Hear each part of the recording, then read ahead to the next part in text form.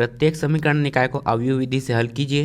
8 2x ऋण y बराबर ऋण 2 3x धन 4y बराबर 3। तो हमें इसमें x और y का मान अवयव विधि से ज्ञात करना है। तो यहाँ पर हम लिखेंगे दिया है 2x ऋण y बराबर ऋण 2 3x धन 4y बराबर 3। तो अब दी गई समीकरण निकाय को a गुणा x बराबर b के रूप में लिखने पर जहाँ a बराबर अवयव ये हो जाएगा 2 ऋण 1 3 4, तो यहाँ पर आ जाएगा 2 ऋण 1 3 4। फिर x बराबर ये हो जाएगा xy, तो यहाँ पर आ जाएगा xy। फिर b बराबर ये हो जाएगा ऋण 2 3, तो यहाँ पर आ जाएगा ऋण 2 3।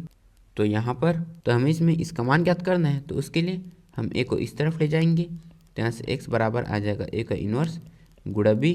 तब हम इसमें a का इन्वर्स ज्ञात करेंगे। तो a का इन्वर्स ज्ञात करने से पहले हम इसमें सारणिक a ज्ञात करेंगे, जिससे हमें पता चलेगा कि यहाँ पर a के इन्वर्स का अस्तित्व है या फिर नहीं। तो हम सारणिक a ज्ञात करेंगे। तो उसके लिए इसका इसमें गुणा ऋण इसका इसमें गुणा होगा। तो यहाँ पर आ जाएगा 8 ऋण यहाँ पर ऋण 3, फिर ऋण का इसमें गुणा करेंगे। तो यहाँ पर आ जाएगा 8 धन 3। तो यहाँ सारणिक a बराबर हम इनको जोड़ेंगे, तो यहाँ पर इनका मान आ जाएगा 11। तो यहाँ पर सारणिक a का मान 11 आया है, जो कि शून्य के बराबर नहीं है। इसका मतलब है कि यहाँ पर a के इन्वर्स का अस्तित्व है।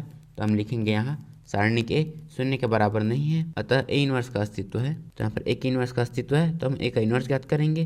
तो a के इन्वर्स का सूत्र होता है 1 बटे सारणिक a गुणा एडजॉइंट a। यहाँ पर हमने इसे ज्ञात कर लिया, तो हम इसे ज्ञात करेंगे। तो एडजॉइंट a ज्ञात करने के लिए हम इस अवयव में उपस्थित प्रत्येक अवयव का सहखंड ज्ञात करेंगे। तो यहाँ पर a11 हो जाएगा 4, a12 का मान ऋण 3, a21 का मान 1 और a22 का मान 2। तो यहाँ पर हमने प्रत्येक अवयव का सहखंड ज्ञात कर लिया। तो अब हम एडजॉइंट a ज्ञात करेंगे, जो होता है अवयव का परिवर्त। तो हम इसमें इनका मान रखेंगे। तो यहाँ पर a11 हो जाएगा 4, a12 का मान हो जाएगा ऋण 3, a21 का मान 1 और a22 का मान 2। तो हम इस अवयव का परिवर्त ज्ञात करेंगे। तो यहाँ से एडजॉइंट a बराबर अवयव, तो उसके लिए हम इसे इस तरह लिखेंगे। तो यहाँ पर आ जाएगा 4 ऋण 3, फिर इसे इस तरह, तो यहाँ पर 1 2। तो यहाँ पर हमने सारणिक a भी ज्ञात कर लिया और एडजॉइंट a भी ज्ञात कर लिया।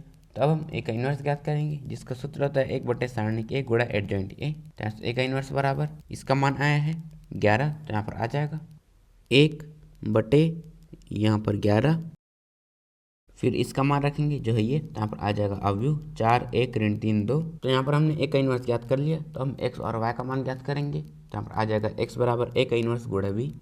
तो यहाँ पर हम इसका मान रखेंगे, तो यहाँ पर आ जाएगा अवयव xy, फिर इसका मान रखेंगे जो है ये। तो यहाँ पर आ जाएगा 1 बटे 11 गुणा अवयव 4 1 ऋण 3 2, फिर इसका मान रखेंगे। तो यहाँ पर आ जाएगा अवयव ऋण 2 3। तो यहाँ पर अवयव xy बराबर 1 बटे 11, हम इन दोनों को गुणा करेंगे। तो यहाँ पर ये अवयव 2/2 का है और ये 2/1 का है। तो जब इन दोनों का गुणा करेंगे तो प्राप्त अवयव 2/1 का होगा। तो पहले इसका इसमें गुणा करेंगे। तो यहाँ पर आ जाएगा ऋण 8 धन 3, फिर हम इसमें इसे जोड़ेंगे। तो यहाँ पर आ जाएगा ऋण 5, फिर इसका इसमें गुणा करेंगे। तो यहाँ पर आ जाएगा 6 धन 6, फिर हम इसे जोड़ेंगे। तो यहाँ पर आ जाएगा 12। तो यहाँ से अवयव xy बराबर हम इसका इसमें गुणा करेंगे। तो यहाँ पर आ जाएगा अवयव, तो पहले इसका इसमें गुणा होगा। तो यहाँ पर आ जाएगा ऋण 5 बटे 11, फिर इसका इसमें गुणा होगा। तो यहाँ पर आ जाएगा 12 बटे 11।